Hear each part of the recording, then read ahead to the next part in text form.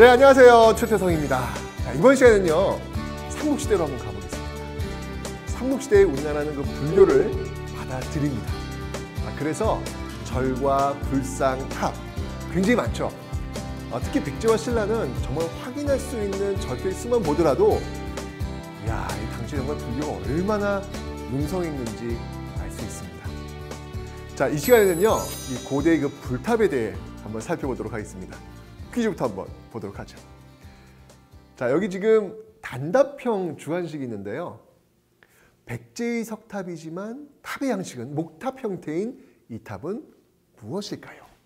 이걸 물어보고 있네요. 힌트 드리겠습니다. 땡땡땡지 석탑입니다. 어렵진 않는데 기억은 잘 안 나시죠? 강의를 들으시면 답이 탁 튀어나오게 될 겁니다. 자, 흔히 우리나라를 그 석탑의 나라라고 합니다. 한국, 중국, 일본은 똑같이 불교를 받아들여 탑을 만들었지만 중국은 흙으로 구워 만든 벽돌로 쌓아 올린 전탑, 일본은 나무로 쌓은 목탑을 많이 만들죠. 그에 비해 한국은 석탑을 많이 만듭니다. 자, 이 우리나라엔 이 산이 많아서 돌도 많잖아요. 그래서 돌멩이를 가져다가 이 목재처럼 다듬어서 지은 것이죠. 자, 처음부터 이 돌을 재료로 한 탑을 만들기는 어려웠겠죠. 그러니까 돌이 가진 그 재료와 어떤 특성, 이걸 살리기까지는 좀 시간이 걸렸습니다. 그래서 백제는 목탑을 본뜬 석탑을 만들기 시작합니다. 이게 무슨 말이냐면 나무로 만든 목탑 있잖아요. 목탑을 보시면 마치 집 한 채가 이렇게 올라간 듯한 그런 느낌이 들잖아요. 그런 느낌을 그대로 돌멩이로 만들었다는 이야기예요. 그래서 백제를 대표하는 석탑하면 미륵사지 석탑이죠. 우리나라 최초의 석탑이라고도 불리는 미륵사지 석탑은요, 석탑이면서도 목탑에서 기본적인 구조를 본떴습니다. 자, 지금 사진 지금 보고 계신데 돌로 분명히 만들었지만 멀리서 이렇게 보면은 마치 나무로 만든 것처럼 한 채의 그 집의 형태로 이렇게 아주 굉장히 아주 세밀하게 지금 만든 그런 모습을 지금 보이고 있잖아요. 그래서 이런 것들을 보고 목탑 양식, 석탑이지만 목탑 양식을 가져왔다 이렇게 얘기하는 겁니다. 좀 자세히 볼게요. 자, 먼저 이 기단부 아래 기단부를 보시면요, 그 목탑의 그 기단과 같은 단층 기단으로 삼고요. 자, 1층 탑신 4곳 보세요. 지금 여기 보시면 사람이 드나들 수 있게 십자형의 그 공간을 마련해 놨습니다. 탑신의 기둥을 보시면요, 위쪽은 좀 좁고요, 그리고 아래쪽은 넓게 해가지고 어떤 시각적인 안정감을 주고 있죠. 그리고 그 기둥을 따라 쭉 올라가 보니까 이게 창방이라는 그 목조 건축에서 볼 수 있는 구조물을요 가로질렀네요. 그 위에 3단의 어떤 층급으로 지금 지붕을 지금 이렇게 받치고 있는 그런 모습들이 보이고 있습니다. 이 정말 나무로 만든 어떤 집 한 채를 보는 듯한 그런 느낌, 그런 느낌을 이렇게 돌로 구현을 해 놓은 것이죠. 자, 이 미륵사지 석탑은 어디에 가서 볼 수 있을까요? 익산입니다. 익산. 자, 이 미륵사 이야기를 좀 한번 하고 넘어가야 될 것 같아요. 미륵사는 어느 왕 때 창건되었다라고 알려지면 백제 무왕 때 창건된 것으로 알려지고 있죠. 무왕은요, 바로 서동요의 주인공인 서동. 그 서동이 바로 무왕이에요.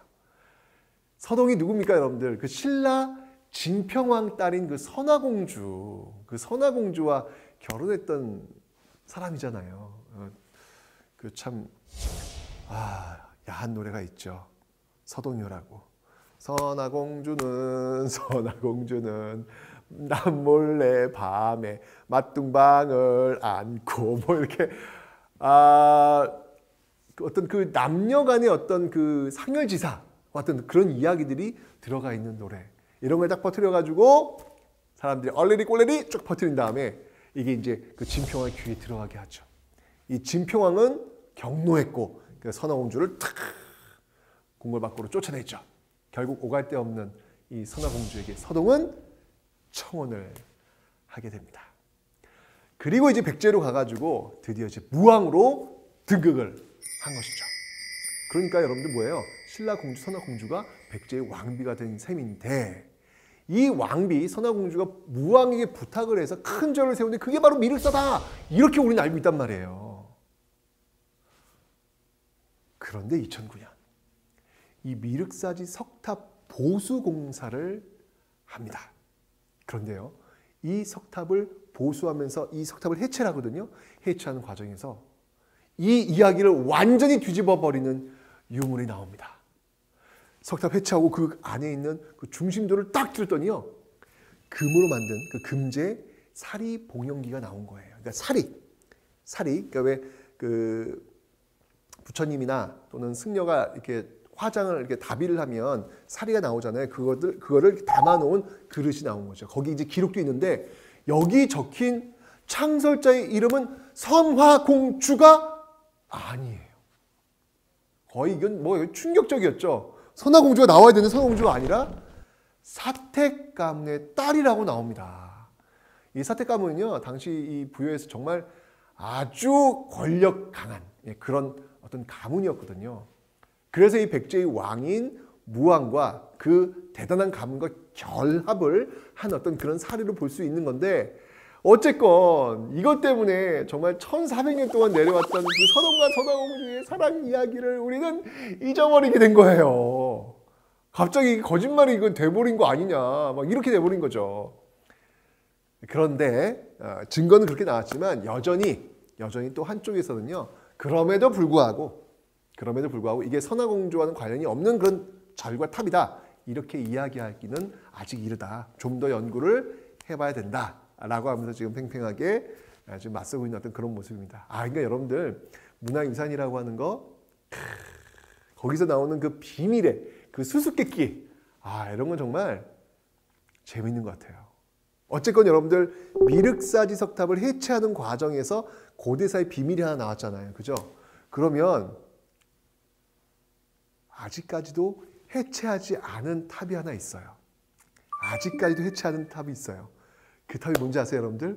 전 정말 궁금해요. 이 탑도 언젠가는 이제 또 보수공사가 필요해서 언젠가 해체를 해야 될 텐데, 그때 또 한 번 고대사의 비밀이 딱 나오겠죠. 그 탑이 어떤 탑이다? 네, 그게 바로 부여에 있는 정림사지 5층 석탑입니다.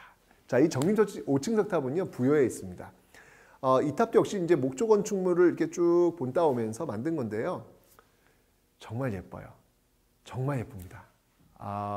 그러니까 익산의 그 미륵사지 석탑 같은 경우는 이렇게 보면은 와, 예쁘다라는 느낌은 뭐 딱 오진 않아요. 그냥 굉장히 크다, 엄청나다, 이런 느낌이 드는데, 정림사지 5층 석탑은요, 보면 참 이쁩니다. 근데 이게 사진을 찍으면, 눈으로 봤을 땐 너무 예쁜데 사진을 찍으면 이상하게 그 맛이 이게 제가 사진을 못 찍나 봐요.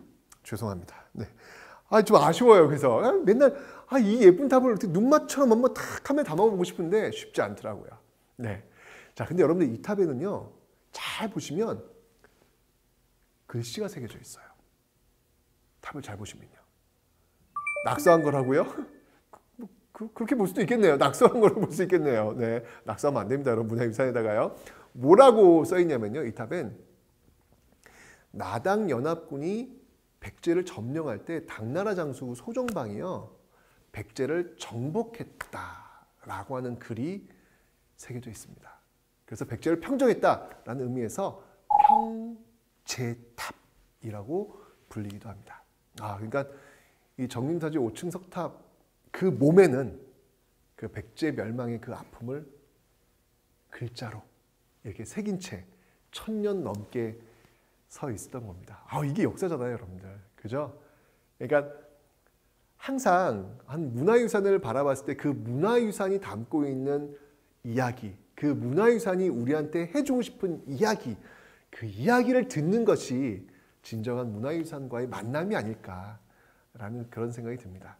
그 아름답고 우아한 정림사지 5층 석탑에 그렇게 또 가슴 아픈 이야기가 있을 줄 또 누가 알았습니까?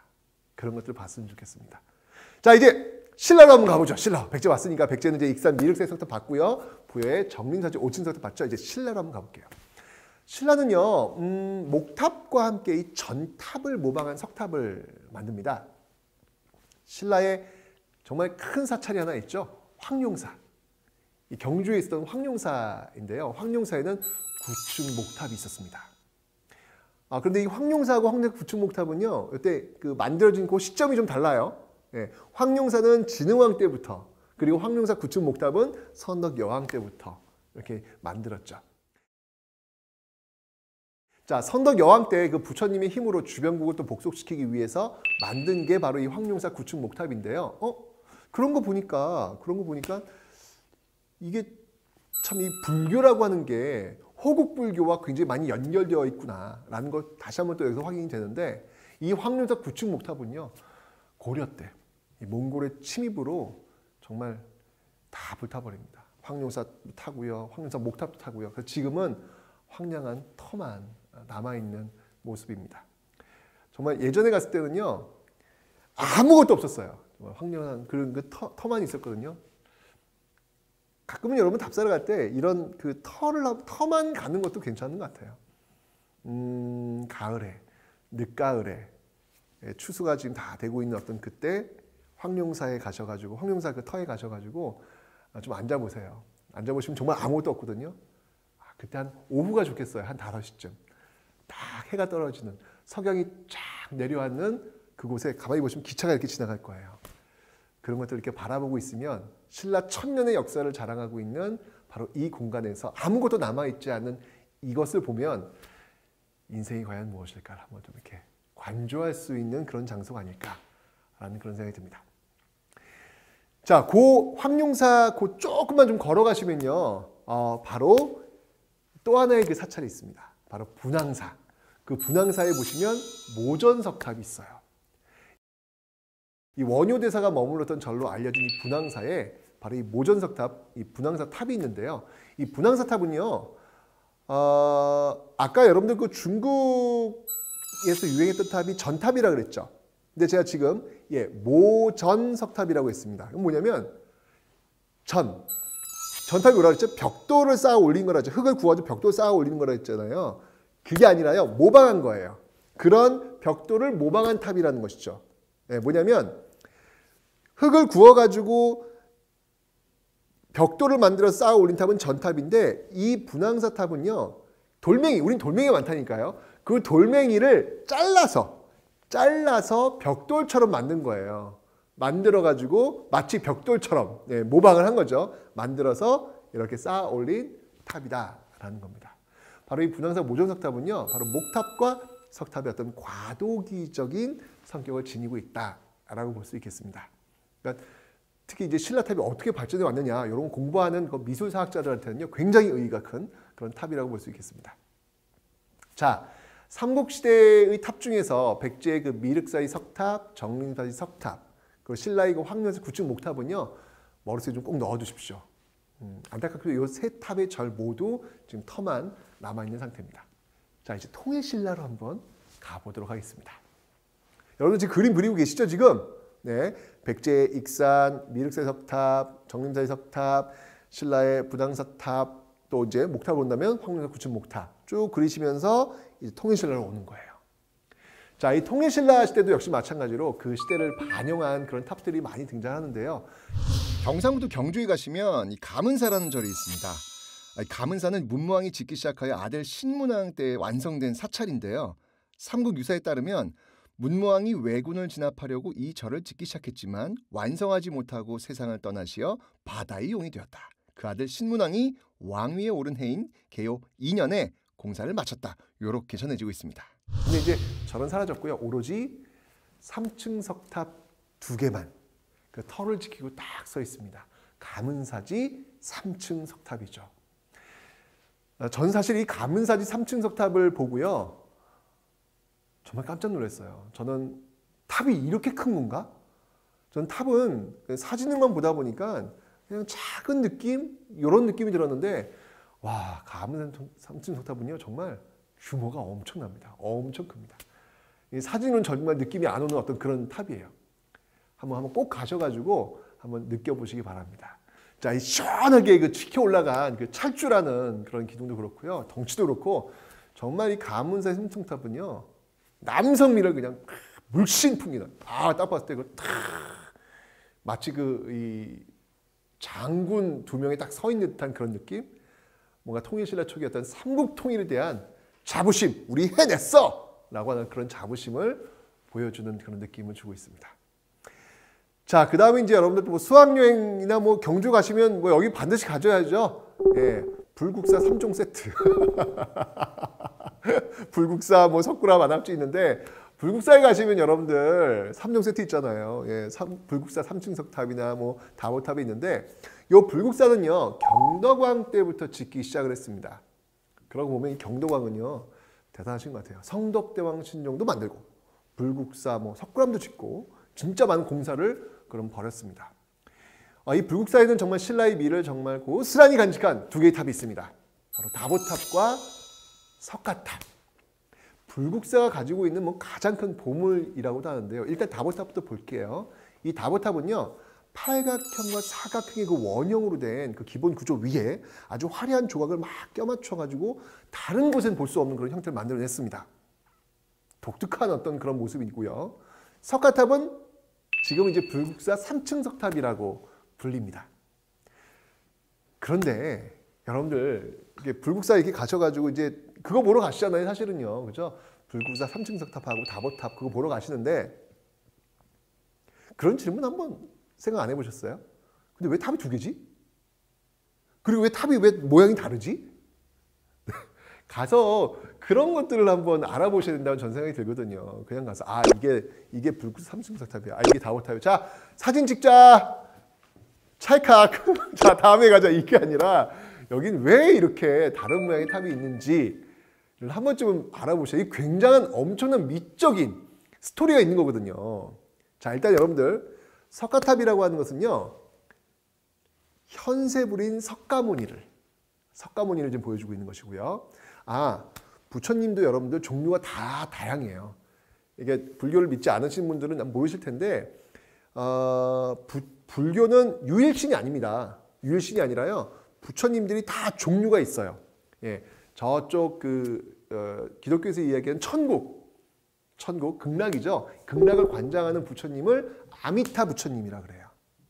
그리고 현재에 우리가 이제 만나봤던 우리 역사 속에서 만나봤던 부처님을 석가모니 부처라고 하는 거죠. 현세불이라고 하는 거고 미래에 이제 우리 중생을 구제하기 위해서 오는 부처님을 뭐라고 하면 미륵부처라 그래요. 미륵불이라고도 하죠. 이렇게 달라요.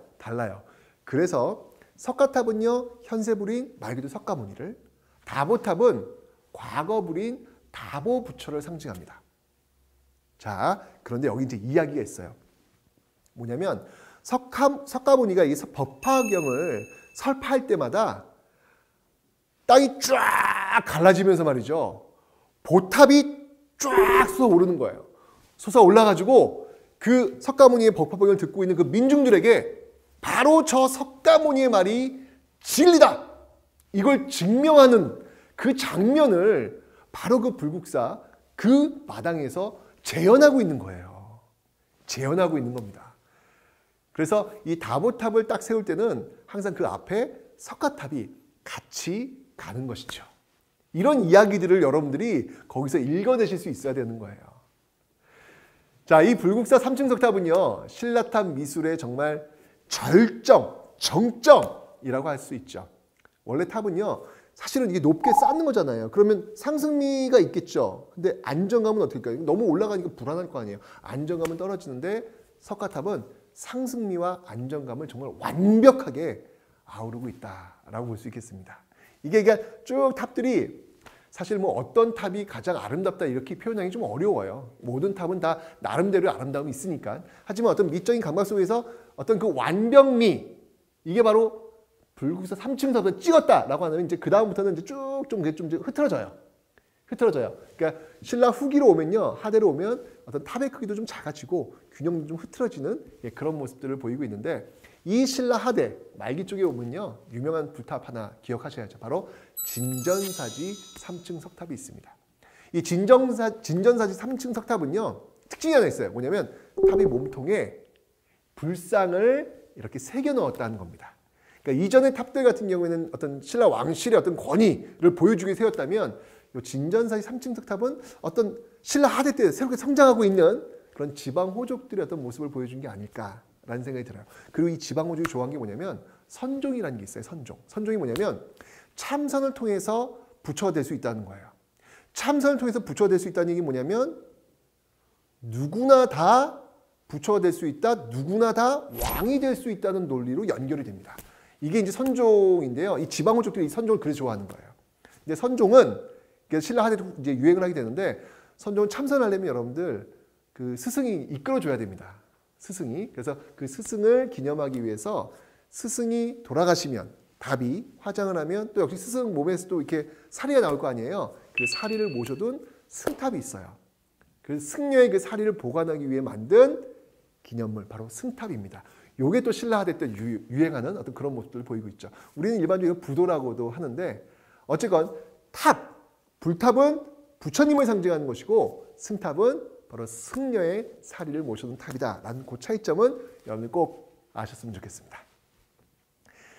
자, 이제 퀴즈를 한번 보도록 하겠습니다. 자, 백제의 석탑이지만 탑의 양식은 목탑 형태인 이 탑은 무엇일까요? 뭐 힌트가 필요 없죠? 바로 미륵사지 석탑이 되겠습니다. 자, 오늘은 이 고대의 탑에 대해서 한번 살펴봤는데요. 고구려의 탑은 우리가 이야기하지 못했네요. 고구려는 이제 초문사와 이불란사를 지었다는 기록은 있는데 청암 및 절터 등의 유적이 남아있지만 아쉽게도 지금까지 남아있는 탑은 없습니다. 통일되어가지고 북한과 이제 왕래가 좀 이루어진다면 좀 더 많은 유물을 알 수 있지 않을까. 언젠간 그날이 꼭 오길 바라면서 고대의 탑 여기서 마치도록 하겠습니다.